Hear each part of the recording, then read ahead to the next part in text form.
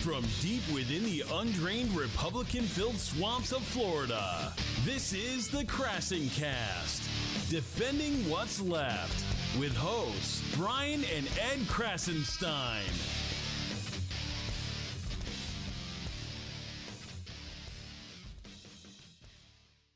Guess what, Brian? What? We were just named iTunes #1 podcast. What? Wait, are you kidding me? Are you serious? Brian, let me finish. We were just named iTunes #1 podcast for twin brothers who speak badly of President Trump. Well, that's still pretty good, I guess. Yeah, not too shabby, huh? So before we get into the show, I'd like to ask you guys to please support us on Patreon. You can get there at KrassenCast.com. If you support us, you get access to our podcast prior to everyone else. It means you're special.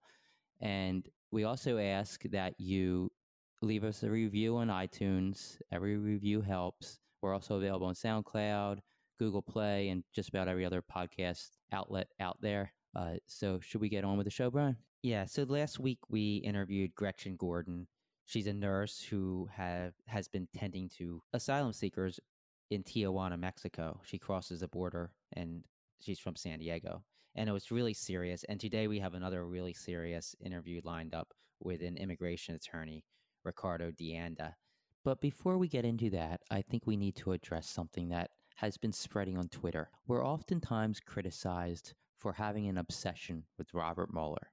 We don't have an obsession with Robert Mueller. Well, I think a lot of this comes from the fact that we wrote a parody book about Trump's presidency where Robert Mueller is depicted as this shirtless cartoon character. I mean, who cares if he doesn't have a shirt on? I'm not wearing a shirt right now. I know, I don't get it, Ed. So no, we're not obsessed with Robert Mueller. It's not a big deal that I have a Mueller time poster hanging in my bedroom or that I drink my morning coffee out of a mug that says, "Help us, Mueller, you're our only hope." Or that I make my pancakes in the shape of Robert Mueller and then pour blueberry syrup on his head and eat his head so that I can absorb his intelligence and Trump fighting ability. Brian, that's really weird.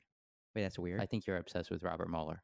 Oh, well. But anyway, we do see Robert Mueller as sort of a superhero. After all, he is trying to save our democracy from a man who is apparently a little crazy and a little evil. Okay, enough about Mueller for now. We have something really important to talk about today, so let's move on. So we're here today with a man named Ricardo de Anda. He's a trial lawyer in Texas along our southern border. He's also a member of the Texas and California bar. He's been working pro bono for a family who's trying to take a child named Byron into custody in order to temporarily care for him as a sponsor until he's reunited with his father named David. Byron came to the United States from Guatemala after he and his father's lives were threatened and turned upside down by gangs. Would you like to explain the story in more detail, Ricardo? So this is their story. Byron is a 9-year-old boy who was separated from his father after they arrived together in the U.S. 8 months ago, and his father was shortly and summarily deported without him. And so Byron's been here for 8 months on his own in detention under the direction of ORR. Byron's dad was attacked and tortured in their native Guatemala and their Quiche people of Mayan descent by gangs because of his religion. He's an evangelical Christian who preaches against a life of crime, and he's also resisted being pressed into membership in gangs. He's a young, strapping man, and he was attacked and tortured because of it, and his son Byron was threatened as well. David grabbed his son and made for America, seeking safety. Instead, he was deported, and his son was left in the U.S. So when he came to America, they rejected his asylum, but to me it sounds like he has a really good case for asylum, considering he was actually tortured. Correct. And I filed a petition to have the reunification of this family made in the U.S., as opposed to what's happening where the federal government has insisted that this group of parents that were deported without their children. You may recall there's 2,800 children that the government reported as being separated during this zero tolerance period. And of those 2,800, a big chunk of those, in the hundreds, involved parents that were deported without their children. The others were reunited with their children in the U.S. because both ends were here. But in David's case, as in many others, he was deported without his child. The government has insisted that these reunifications, which Judge Sabra has called for, occur in the home country. In David's case, we're arguing that that reunification, which the court has ordered, occur in the U.S. because of the danger to David's safety. Now, underlying all this is that the young boy he's 9 now. He was 8 when he was separated from his dad, is enduring prolonged detention, and he has no family here. And so enter Holly and Matthew Sewell, this wonderful all-American family living in Buda, Texas. Holly is a stay-at-home mom. Matthew is a professional software engineer working in Austin, and they have 2 young children. And they've stepped forward and made themselves available to care for Byron, to get him out of detention, while David adjudicates his claim to be reunited in the U.S., and then turn him over to David. So what has been the issue with actually getting them into the custody of the Sewells? So ORR has a rule which allows sponsors who are family members. And as we all know, this places many family members who don't have papers at risk by stepping forward and being a sponsor. But those are the sponsors of choice. And if you can prove relation to the child, then you'll be qualified as a sponsor. If you're an adult, however, who has no relation to the child, then the only way that you can be qualified as a sponsor is if you knew the family beforehand. So the issue is that a lot of these people that do have, a lot of these children who do have family members, their family members are actually not here documented immigrants, and they're afraid to come forward to claim them. Well, that is an issue, of course, but it really is a smaller issue than the issue that David presents, because in David's case, there's nobody to take him. I have clients who I warn, and they say, well, I'll take the risk. I'm not going to let my young cousin remain in detention. But at least that young cousin has somebody who qualifies. In David's case, and now we're talking the great majority of the 10,000 plus children that are in detention. In David's case, there's no blood relative. And so they're stuck in detention, costing us, as we all know, lots of bucks. So you sent me some court documents, which I read over, and I'm going to read a quote from Byron's dad, David, explaining the situation when they actually arrived in the United States and how it seems he was sort of coerced into signing a document and misled into doing so. I just want to read the quote. The border officer told me that if I persisted in my asylum claim, they would have to separate Byron and I. He told me that government rules would not allow for me to be released while I asked for asylum, that I would be held for at least 2 years while my asylum claim was heard by a judge, and that I would be separated from Byron during that time. He told me that if I asked for asylum, Byron would be placed for adoption because he could not stay with me in adult detention center. The officer further told me that I could avoid being separated from Byron only if I signed a document in front of me, which he said would allow for us to be deported together. Otherwise, he said I would be held and Byron taken from me and put up for adoption. I felt crushed with fear, and Byron began to cry. So they provided him a document and said that if he signed it, they would be deported together. And he went ahead and signed it, but they were still split up? Correct. And that's the basis on which we're arguing that David should be allowed to come back to the U.S. in that he was coerced into signing this waiver of his rights. Do you feel that they're doing the same trick, I guess I can call it, to other immigrants as well? They are. But in David's case, it's deadly for him and potentially for his 9-year-old child. Isn't the whole idea of them sending David back to his home country against everything that the Constitution says and everything that our laws say about asylum? If he was being tortured, what right do they have to actually send him back? Is it because he signed this document he is coerced into signing? Whatever rights you may have had, you can certainly voluntarily waive them. So whether he has a valid asylum claim in the first place, when he arrived in May, if he voluntarily waives those rights by signing the documents that they raised before him, it's all moot. And so David needs to show, which he's doing in this affidavit, that he didn't waive those rights voluntarily. He was coerced into waiving those rights, and that therefore he should be granted his right under American law to assert his asylum claim. He happens to have a rock-solid asylum claim. It's basic religious persecution. Yeah, it seems as simple as it can get to me. Can you tell us what the conditions are in the facility that Byron is being held at and how long he's been there for? He's been in 4 separate facilities, 3 in the last 2 months, and they're not happy places at all. Byron has coped very well from what I can tell as a layperson under the circumstances, but children are children, and their only defense is to act out, and that's commonly what I see at these facilities. Texas is the child internment capital of the world, so I've seen a lot of them. And is it correct that that the American taxpayers are paying between $775 and $1,200 per day for each child being held there? Yeah, that's a very good estimate. I actually follow Holly Sewell on Twitter. She's a woman who's trying to take custody of Byron.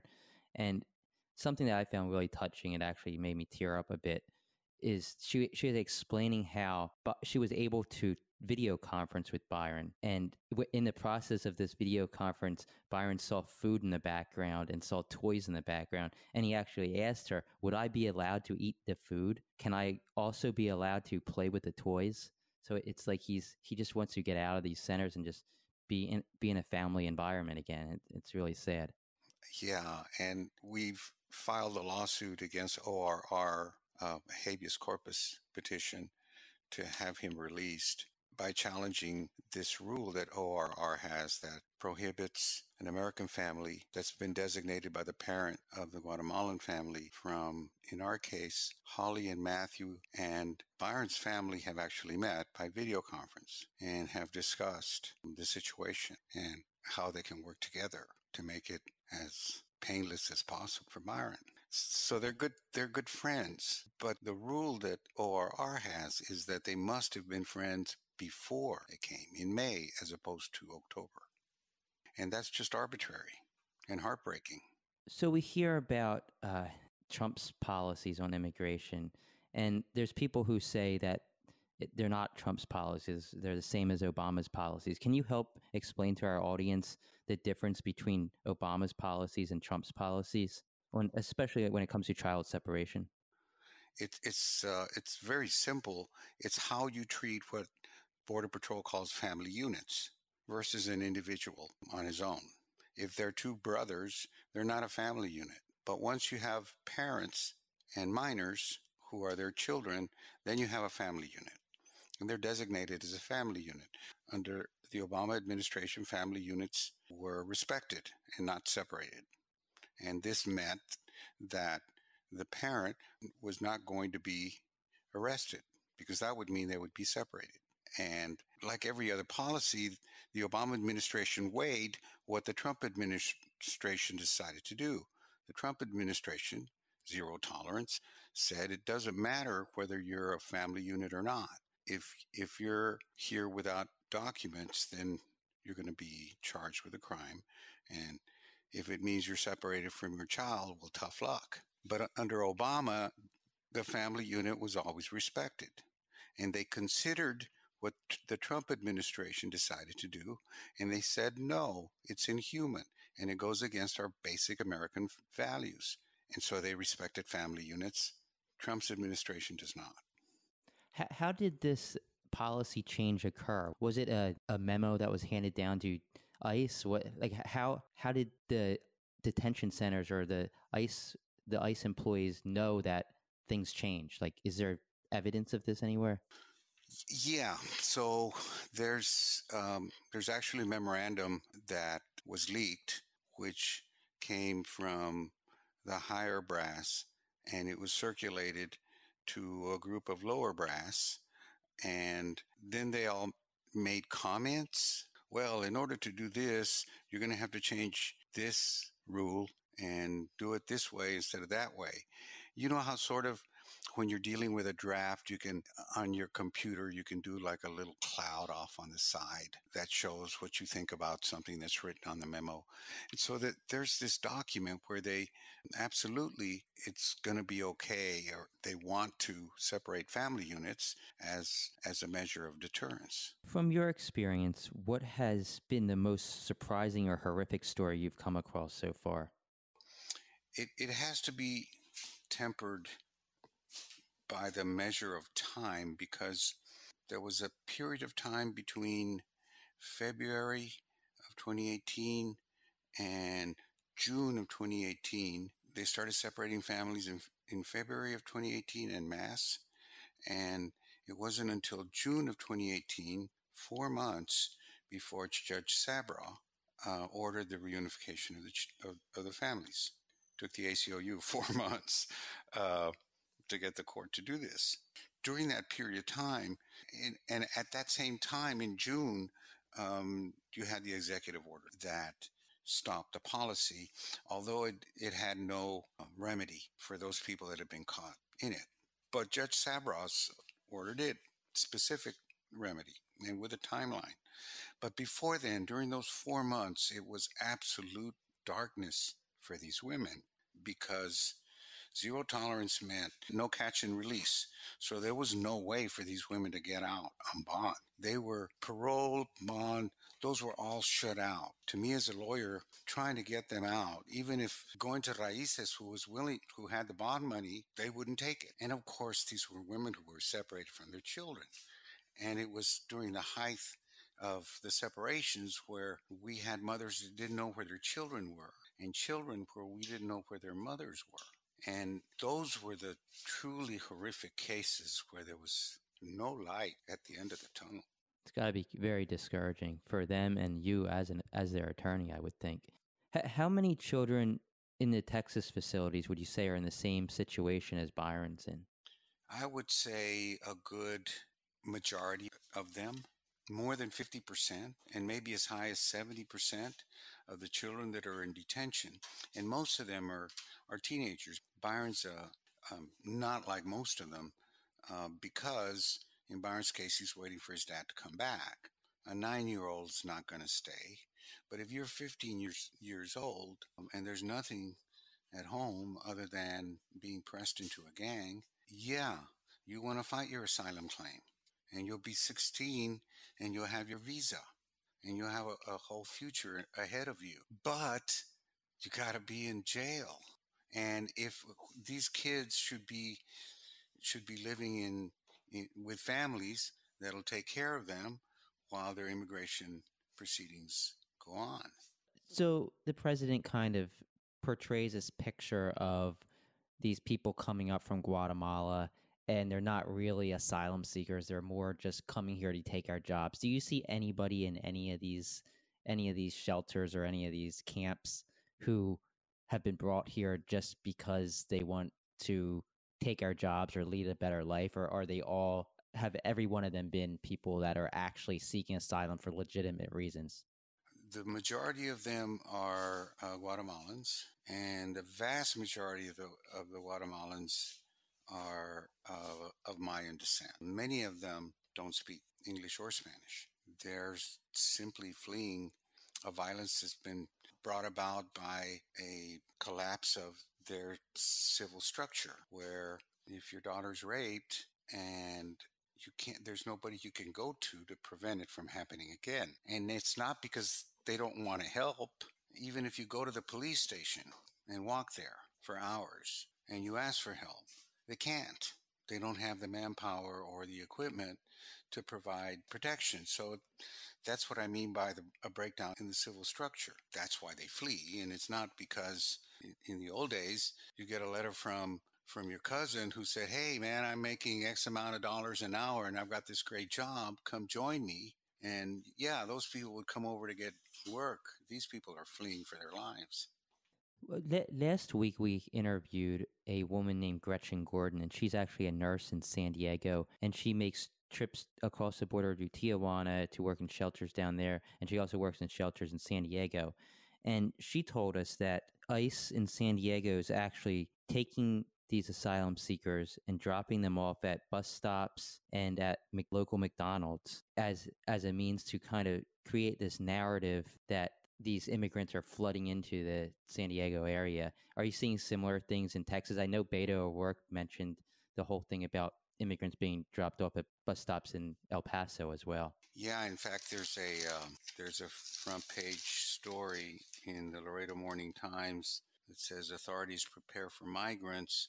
It says as a migrant caravan of about 2,000 people arrived Monday in Piedras Negras, Coahuila, which is across from Eagle Pass, about 100 miles from Laredo. They started mobilizing the border here in case it happens here too. So apparently they're arriving in Texas now. It's not the first time. Yeah, so it seems like this is happening all throughout the country along the border.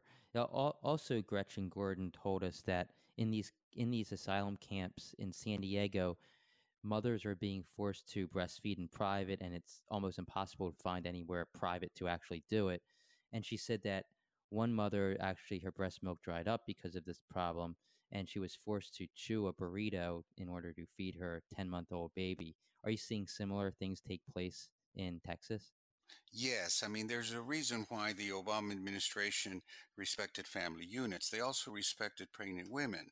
They did not detain women who were certifiably pregnant. If they arrested and held a woman that was certifiably pregnant, they would release her on parole because they're pregnant and women with dependent children deserve to be respected for their own health and welfare and ours as well in caring for them.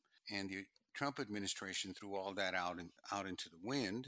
What are the legalities of forcing mothers to breastfeed in private and not providing them with milk for their babies, rather than making them chew up their food in order to feed them? Is that legal? I mean, to me, that just doesn't seem legal. I mean, I don't want to give an opinion on that. It just makes me puke as a human being. Consider it for a legal analysis. It's just horrific. Yeah, it's really disturbing. Do you have any closing thoughts Where you see this heading, this case with Byron and David? So we expect that Byron's case will allow for children to be released to sponsors that are designated by the parents. That's key. If the parents designated, that's what's going on with Byron. Byron's parents have designated, they've gone to the U.S. consulate and swore out an affidavit saying, we designate Holly and Matthew to care for our child. It would seem to make sense. I mean, that why shouldn't the parent have the ability to determine what happens to their kid? I mean, the states certainly accept that. When your kid's going to get vaccinated, they ask for your consent. Who do they ask? They ask the parents, and they respect the parents' wishes. Why shouldn't they respect? The only reason they're not respecting the parents' wishes is because they're Guatemalan. Yeah, and Trump wants to create this narrative that if you come to America with your kids, it's going to be horrific for your family. All right. Well, thanks a lot, Ricardo, for the interview, and thanks for sharing your story. Hopefully, I hope things work out for Byron, and I hope you can help others as well. Thank you very much, and I'll keep you in the loop in terms of what happens to Byron. I expect some good news very quickly. Yes, please do. Is there any organizations you recommend if anybody wanted to help out that they could donate to or volunteer for? Well, we do a lot of work, and it's all done pro bono, and we ask for help carry our expenses, for example, in Byron and David's case. And if people would like to help our effort, I would ask them to check out my webpage, deandalawfirm.com, deandalawfirm.com, deandalawfirm.com. All right, thanks. That's great. Thanks again for joining us, and please keep us posted. That was another great interview about a horrific topic. You know, these immigration policies being perpetrated by the Trump administration are just shameful to me. So why don't we move on to another topic? Do you know what today is, Brian? No, what? It's a beautiful day to impeach Trump. That's a catchy little jingle. Isn't every day a beautiful day to impeach Trump? Yeah, if you actually care about America. So why don't we discuss how Trump's removal will play out, if it's going to play out? I hope it plays out. Yeah, that's a good idea. I think most people don't really understand how impeachment really works. I think they hear impeachment and they immediately think, okay, he's thrown out of office and we get a new president, but that's not how it works. God, I'm so excited for this discussion. All right. Well, we thought it'd be a very educational segment to kind of go over the impeachment process. And it's, in my mind, a pretty dreamy process. I actually have dreams about Trump being impeached almost every night. How about you? I don't actually have dreams of him being impeached, but I do have nightmares about him continuing to run the government. And those nightmares rank right up there with my shadow pulling me down the stairs and the boogeyman coming out from under my bed. Well, it must be pretty scary then. I think that this process is actually going to play out. I think that many on the right are kind of in denial, but undoubtedly in my mind, he is going to either resign or be impeached. But once again, it's clear to point out impeachment does not equal the removal from office. And that's why we want to go over this. I personally don't see Trump actually ever resigning. I think his ego is too big, and I think he's too much of a narcissist to actually say, I resign. Yeah, so then the impeachment process is even more important here, I think. The president clearly broke laws. I think that's apparent to many who are following this investigation. Mueller's going to more than likely show the bigger, larger, more felonious laws that he broke. Felonious, is that a word? I just made that one up. It's a good one. But I think it's clear that he broke campaign finance laws. He's a key player in this Michael Cohen thing, paying off Stormy Daniels. He's basically an unindicted co-conspirator. So it's clear that he broke laws in my mind. What's not clear is just what's going to happen because of this. Or how many laws he broke and how severe those laws are that he broke. Or will it even matter? As you know, I'm constantly tweeting on Twitter about him being impeached, and people are constantly attacking me saying, oh, you don't know what you're talking about, you're fake news, and whatnot. But impeachment's the easy part. It's the process further down the road that's going to be hard to actually remove Trump. I think a lot of people equate impeachment with being thrown from office, and that's not the case. Exactly. There's actually 3 big impeachable offenses according to the Constitution, and they are treason, bribery, and high crimes and misdemeanors. And high crimes and misdemeanors really leave some wiggle room and room for politicians who play politics, I guess. Wouldn't you think that anything that's a felony would fall under the category of high crimes and misdemeanors, since a felony is more severe than a misdemeanor?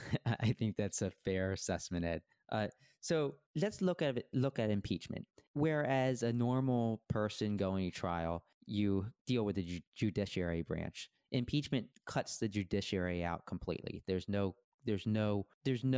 setup like a normal courtroom. Instead, the House of Representatives actually represents the prosecution here. They accuse the president by filing the articles of impeachment, and anybody in the House can file these articles. So the House is like the prosecutor here. So when Trump attacks the House for investigating him, that's like a criminal attacking the prosecution for investigating him. You're not supposed to be friendly with the prosecution. Exactly. So like I said, any House member can make this accusation, and then all you need is a simple majority vote in order to impeach the president. And it's important to note the breakup of the House right now. Currently, there's 335 Democrats, 198 Republicans. 235 Democrats. 235 Democrats, 198 Republicans, and there's 2 vacancies, meaning that as long as just 217 of the 235 Democrats vote to impeach Trump, then Trump's going to be impeached. I like those odds. Yeah, so if Democrats want him impeached, he's going to be impeached. But they're just waiting right now for the Mueller report so they have more backing and so that any future hearing. And I think it's pretty much given that Democrats want him impeached. Wouldn't you agree? Yes, I agree. So that's step 1, is to actually impeach the president in the House. So that's impeachment, folks. That's what it is. It doesn't mean kicking the president out of office. It just means it's basically like an indictment. Wouldn't you agree? Yes, absolutely. It's just like an indictment. Now we move to step 2. Whereas the House acts as the prosecutor, the Senate actually acts as both the judge and the jury. All 100 senators will be the judge and the jury. The trial takes place in the Senate, and it'll be a public hearing, broadcast live. Everybody in America gets to see the evidence. Man, I'm so excited for this. When can it start? I would be surprised if this doesn't have a higher viewership than the Super Bowl if this does happen. I think I'm going to go buy the popcorn now with some extra butter and maybe a bottle of bourbon or two. I'm just going to go buy some popcorn stocks. Good idea. Anyway, this would be a public hearing.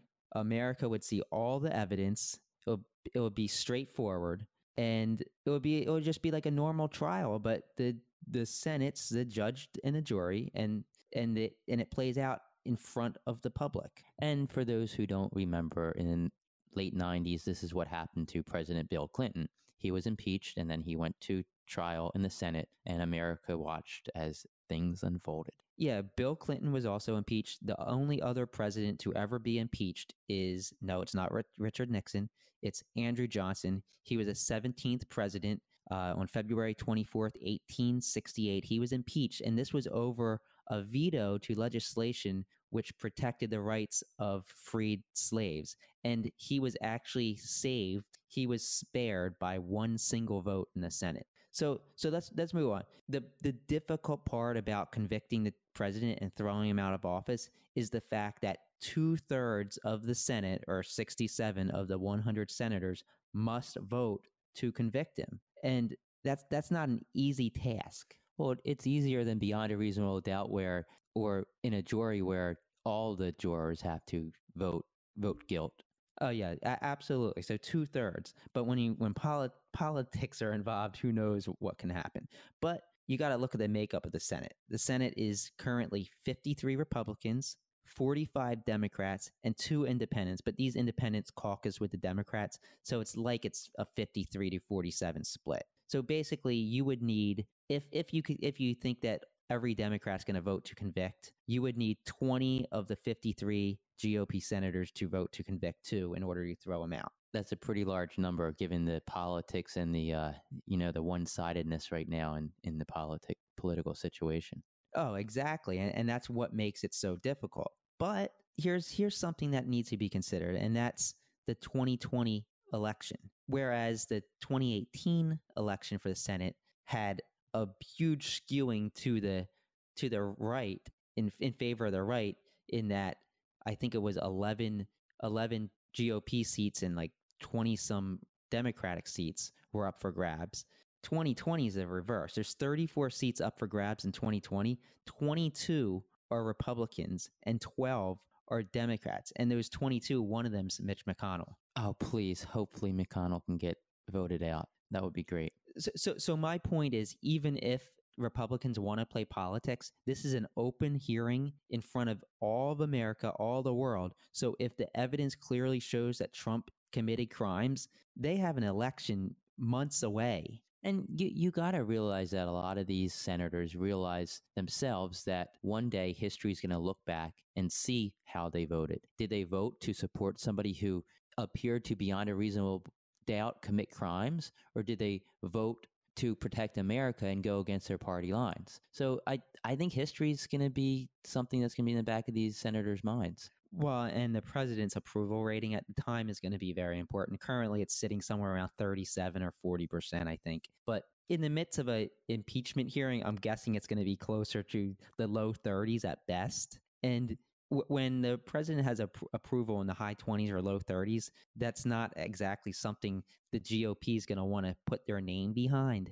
especially if there's clear evidence that a crime was committed or multiple crimes, as in what I think will be this case. So when does this impeachment party actually begin? It could begin at any time.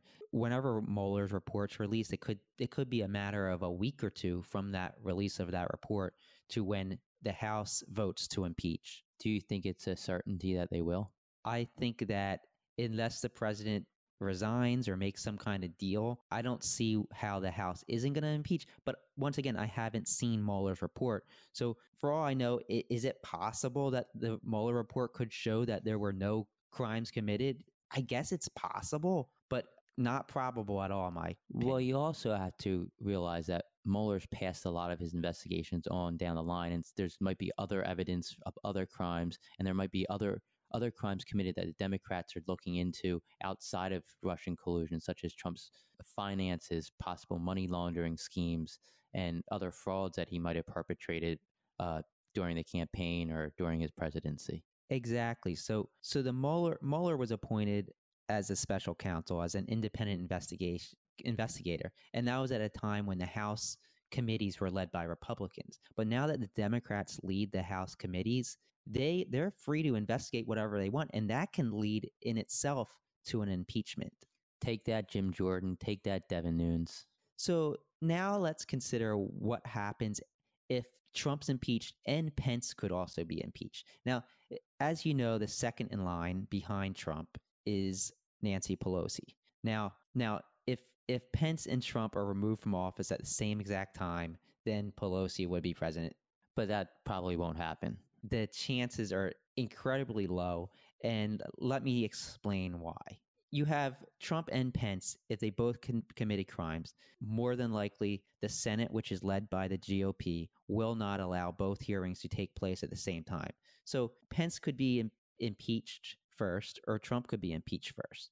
And let's take the case if Pence is impeached first, then Trump can just appoint another vice president who is not implicated in all of this. If Trump's impeached first, then Pence becomes president, who appoints a vice president. And if he's removed, then that vice president becomes president. The GOP is not going to allow for Nancy Pelosi to become president. Yeah, there's no chance that happens. So I think people will just have to realize that the best case scenario, if Pence and Trump are impeached, somebody else that Pence or Trump appoints is going to take over. Yeah, so those people who are out there saying, "Oh, President Pelosi." Yeah, it's a nice dream to have, but in all likelihood, that's far from happening.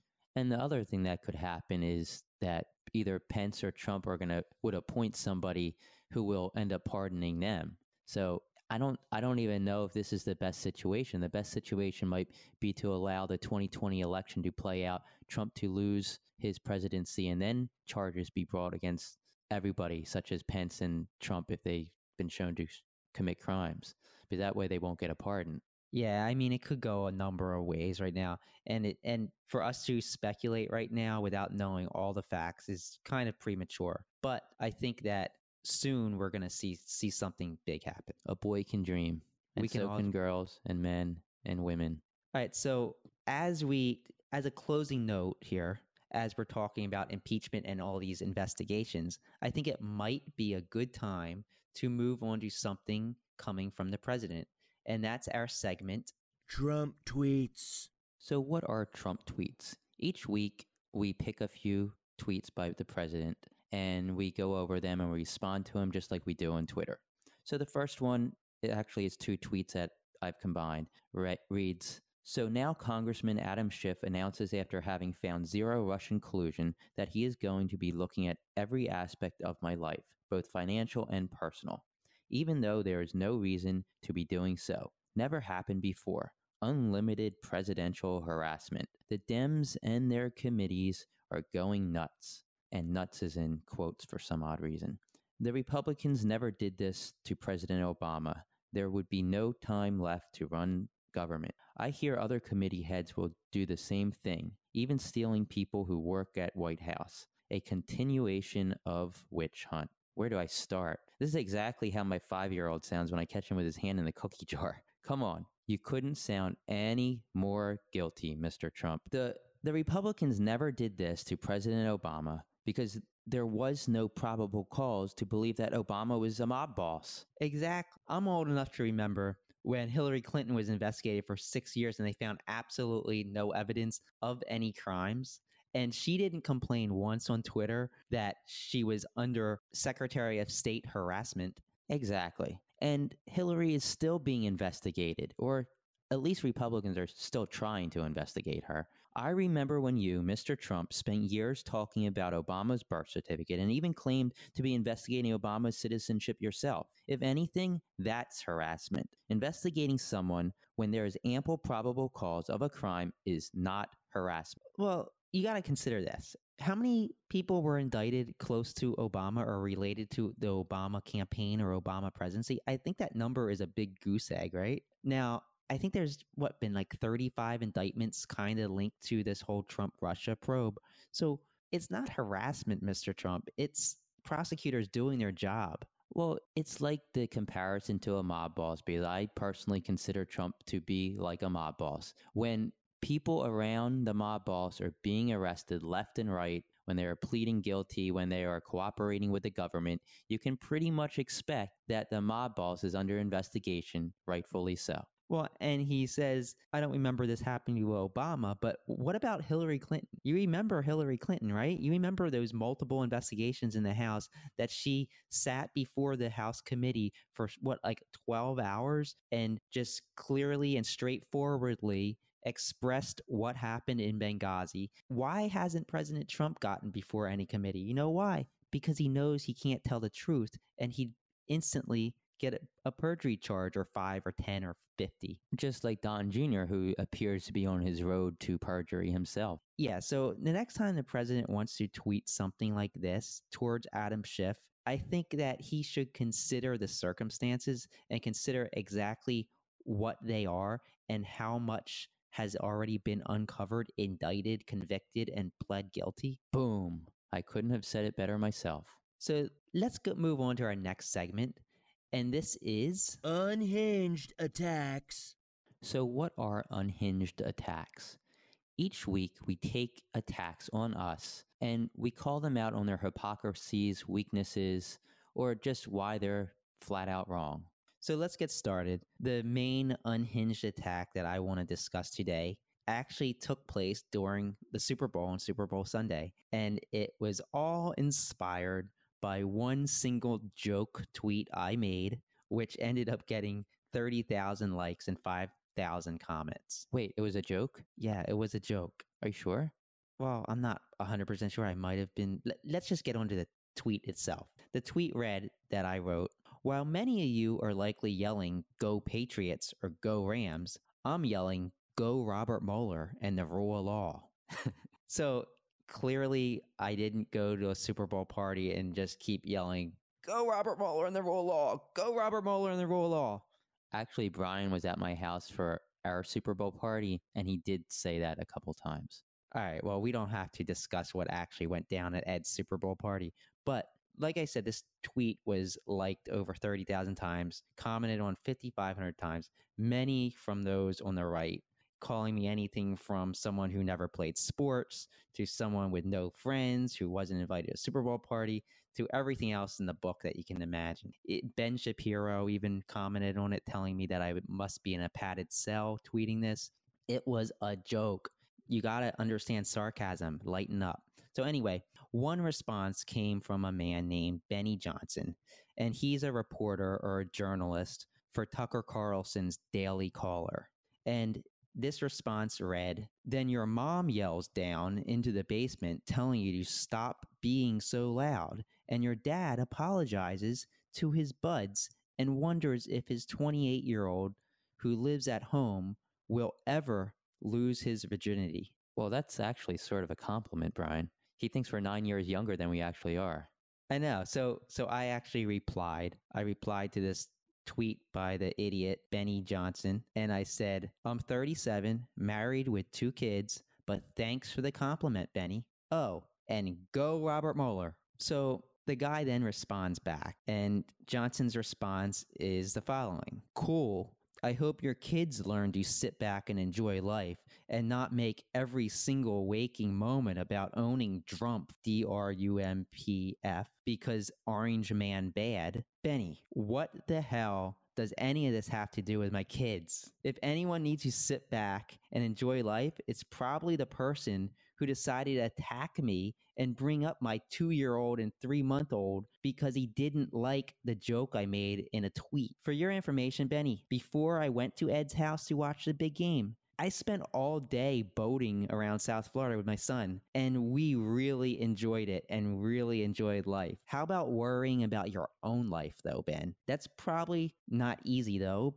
especially when you work for a publication which publishes articles by Jason Kessler. For those who don't know, Jason Kessler's the idiot who organized the Charlottesville white supremacy rally. You know, Brian, I love how all of these critics think that we spend every moment, every single minute of our waking day tweeting, or as this guy says, owning Trump. I do agree, however, with his assertion saying Orange Man is bad, although I think I'd like to trump that, and I'd say Orange Man is horrific. Yeah, I mean, we literally tweet maybe 20 or 30 times a day. It takes at most 1 minute for every tweet we make. That means we actually spend maybe 20 or 30 minutes tweeting a day. Maybe it's Trump supporters who are the ones that are going to need to lighten up a little bit. I think they're still stuck in the times of the telegraph, and they think it takes days in order to send a message from one party to another. Yeah, I mean, it's crazy how pissed off these people got because I made a stupid Super Bowl joke. You know, if we keep Trump as president, I wouldn't be surprised if the internet gets wiped out and we go back to using the telegraph. It might be something that the Russians can't at least interfere with their elections that way. That's a good point. How could Trump and Putin communicate over a telegraph? That would be kind of hard. I wonder if they'd used Morse code.